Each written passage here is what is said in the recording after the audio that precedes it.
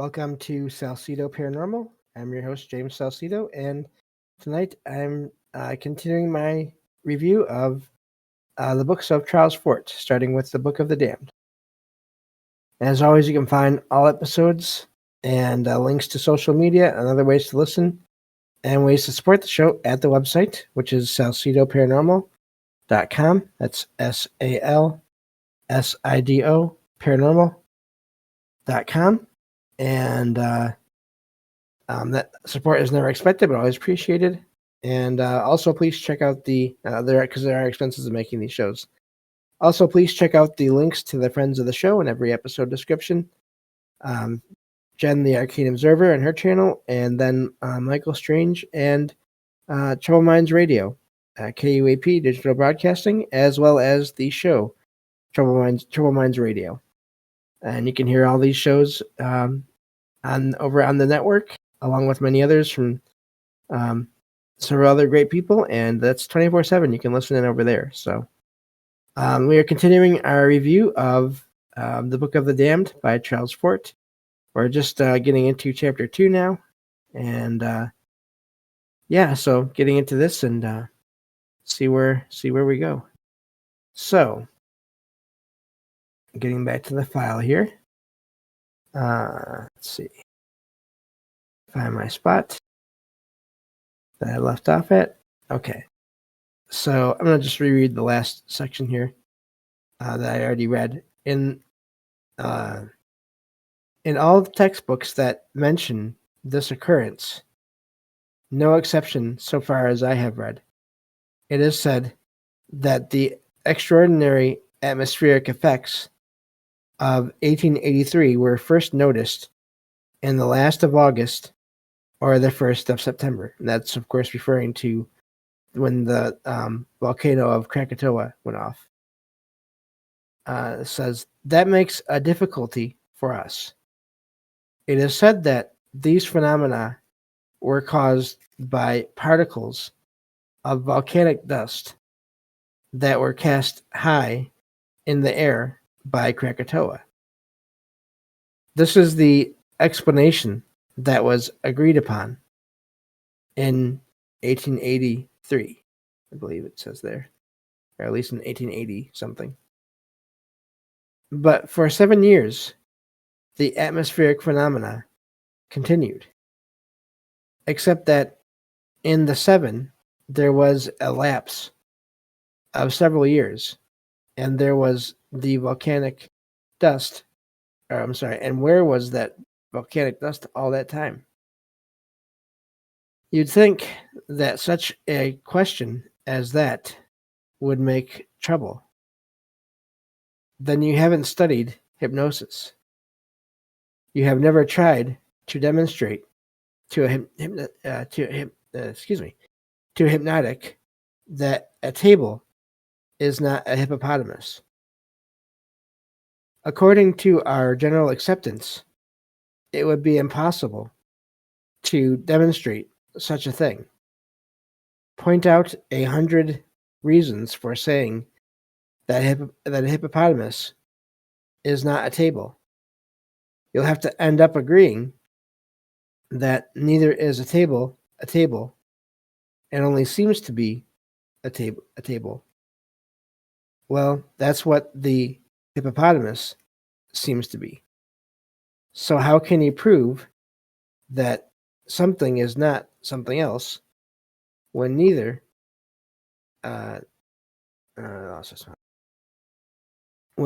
is something else some other thing? There's nothing to prove. This is one of the profundities that we advertised in advance, and they're talking about the beginning of the book here. You can oppose an absurdity only with some other absurdity. But science is established preposterousness. We divide all intellection, the obviously preposterousness, and the established. But Krakatoa, that's the explanation. that the scientists gave. I don't know what Whopper the medicine men told. We see from the start the very strong inclination of science to deny, as much as it can, external relations of this earth. This book is an assemblage of data of external relations of this earth. We take the position that our data have been damned upon no consideration for individual merits or demerits, but in conformity with the general attempt to hold out for isolation of this earth. This is attempted positiveness. We take the position that science can no more succeed than in a similar endeavor could the Chinese or than could the United States. So then, with only pseudo consideration of the phenomena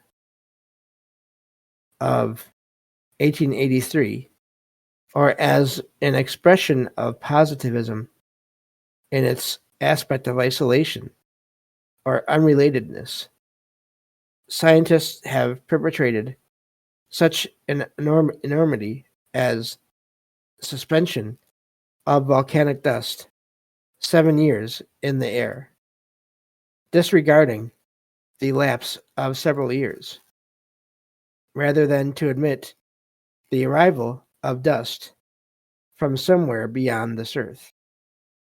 Not that scientists themselves have ever achieved positiveness in its aspect of unitedness among themselves, because Nordenskjöld, before 1883, wrote a great deal upon his theory of cosmic dust, and Professor Cleveland Abbe, contended against the Krakatoan explanation, but that this is the orthodoxy of the main body of scientists. My own chief reason for indignation here, that this preposterous explanation interferes with some of my own enormities. So just real quick here, I like how Fort sort of thinks of himself as not being perfect, not knowing everything. Similar in how I try to do things now myself, where not that I'm comparing myself to Fort exactly or nothing like that, but I don't know what all the things are that we talk about on these shows. I know that we have labels for them, but I don't know what they actually are. All I can do, as far as I can tell, is compare the accounts of the experiences and go from there. Anyway, getting back to the book here, it says, it would cost me too much explaining if I should have to admit that this Earth's atmosphere has such sustaining power. Later, we shall have data of things that have gone up in the air and that have stayed up somewhere weeks, months, but not by the sustaining power of this Earth's atmosphere. For instance, the turtle of Vicksburg. It seems to me that it would be ridiculous to think of a good-sized turtle hanging for 3 or 4 months, upheld only by the air, over the town of Vicksburg.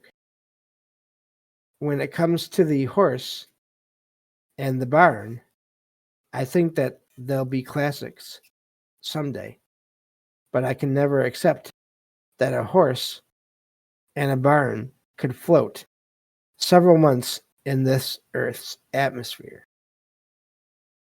The orthodox explanation See the report of the Krakatoan Committee of the Royal Society.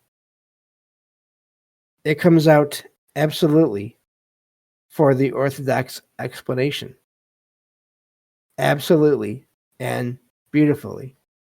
Also expensively.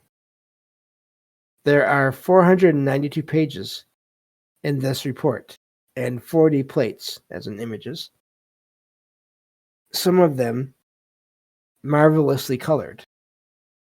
It was issued after an investigation that took 5 years. You couldn't think of anything done more efficiently, artistically, authoritatively. The mathematical parts are especially impressive. Distribution of the dust of Krakatoa, velocity of translation, and rates of subsidence, altitudes and persistences. Annual Register, 1883-105. That the atmospheric effects that have been attributed to Krakatoa were seen in Trinidad before the eruption occurred. Knowledge, 5-418, and these are just references here, that they were seen in Natal, Natal, South Africa, 6 months before the eruption. That's the end of that section. So, and you see this now these days with some things. But anyway, this idea that there's these events that happened that were connected to something that happened later, which really does blow my mind. I've heard so many similar things where people report seeing things like, in some cases, what is it? Slender Man, like shadow figures, like all these things before they were ever created as fictional characters online. Even just in, so yeah, that's just one example, but UFOs have been seen. Again, that's part of what this book is about. These books are about is things seen in the sky in the 1800s before we ever had airplanes. Yes, I know there were airships at one point that could explain some things, but also just really weird how you see these explanations given where they don't chronologically make sense. So anyway, let me check on the chat here since I'm at a section. Let me see here. So APOC says definitions help because words are hard. Yes. Glad you're doing Fort. Reads like all the old philosopher metaphysicians I grew up with. Yeah, that's neat. I do enjoy his style of writing. It's different from what I'm used to. So it's been fun doing this. So anyway, getting back to the file here. Okay. This next section starts inertia and its inhospitality. Or raw meat should not be fed to babies. We shall have a few data initiatorily. I fear me that the horse and the barn were a little extreme for our budding liberalities. The outrageous is the reasonable, if introduced politely. Hailstones, for instance. One reads in the newspapers of hailstones the size of hens' eggs. One smiles. Nevertheless, I will engage to list 100 instances from the monthly weather review of hailstones the size of hens' eggs. There is an account in Nature, November 1st, 1894, of hailstones that weighed almost 2 pounds each. See Chambers Encyclopedia for 3 pounders. Report of the Smithsonian Institution, 1870-479. 2 pounders authenticated and 6 pounders reported. At Seringapatam, that's probably saying that incorrectly, in India, about the year 1800, fell a hailstone. I fear me, this is one of the profoundly damned. I blurt out something that should perhaps be withheld for several hundred pages. But that damned thing was the size of an elephant. We laugh. Or snowflakes, size of saucers, said to have fallen in Nashville, Tennessee, January 24th, 1891. One smiles. In Montana, in the winter of 1887, fell snowflakes 15 inches across and 8 inches thick. Monthly Weather Review, 1915-73. In the topography of intellection, I should say that what we call knowledge is ignorance, surrounded by laughter. So that's where that section ends. And here you get into some of these accounts. And they are amazing. Just the snowflakes. I hadn't even heard of that. That didn't even come up in the summary that I did of Fort's works. The snowflakes being that big. Hail I have heard of being good size, but yeah, this is the stuff that really is fascinating to me. Let's get into more of this here. This says, about 100 years ago, if anyone was so credulous as to think that stones had ever fallen from the sky, he was reasoned with. In the first place, there are no stones in the sky. Therefore, no stones can fall from the sky. Or nothing more reasonable or scientific or logical than that could be said upon any subject. The only trouble is the universal trouble, that the major premise is not real, or is intermediate somewhere between realness and unrealness. In 1772, a committee, of whom Lavoisier, I'm not sure, Lavoisier, I'm saying that wrong, Lavoisier,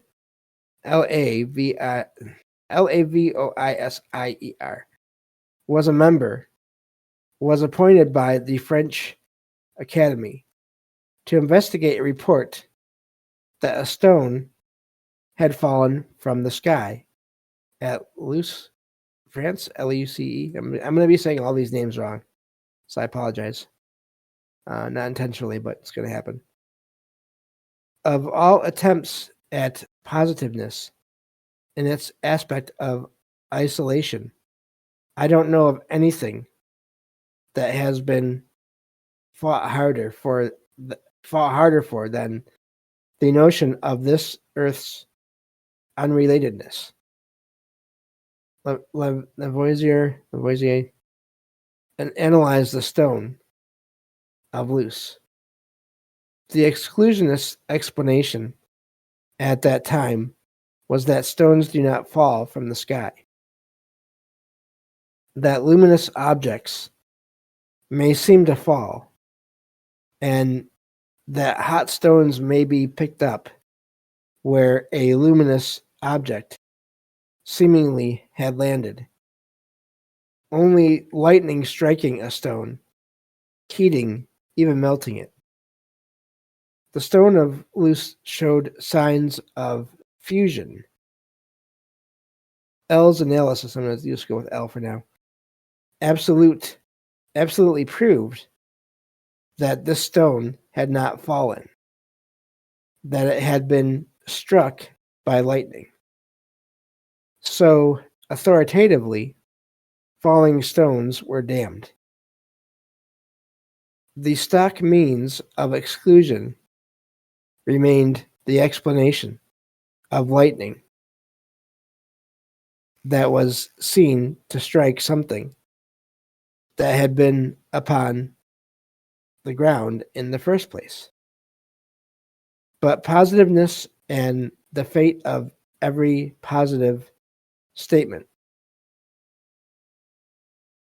It is not customary to think of damned stones raising an outcry against a sentence of conclusion. But subjectively, aerolites did, or data of them bombarded the walls raised against them. Monthly Review, 1796, 426. The phenomenon which is the subject of the remarks before us will seem to most persons as little worthy of credit as any that could be offered. The falling of large stones from the sky without any assignable cause of their previous ascent seems to partake so much of the marvelous as almost entirely to exclude the operation of known and natural agents. Yet a body of evidence is here brought to prove that such events have actually taken place, and we ought not to withhold from it a proper degree of attention. That's from that publication there. The writer abandons the first or absolute exclusion and modifies it with the explanation that the day before a reported fall of stones in Tuscany, June 16th, 1794, there had been an eruption of Vesuvius, another volcano, or that stones do fall from the sky, but that they are the stones that have been raised to the sky from some other part of the Earth's surface by whirlwinds or by volcanic action. And I'm going to stop there because that's all the time we have for this episode here, just about. But here we start getting into all these accounts of anomalous events. So hopefully you all enjoy these book review shows. I think it's going to be really amazing to get into all these accounts of all these wild happenings that have been recorded throughout time that, unless you look into Fort's work, you don't always hear about. And this is just the beginning of it. So please check out all the links in the episode description. Also, a reminder, we do have a merch store now. So you can find a link to that at the top of the website, salsidoparanormal.com. And you can find several shirts there and more to come eventually as I'm able to add it, and we'll go from there. Thank you all for listening, and I will talk to you all next time on Salsido Paranormal. Take care.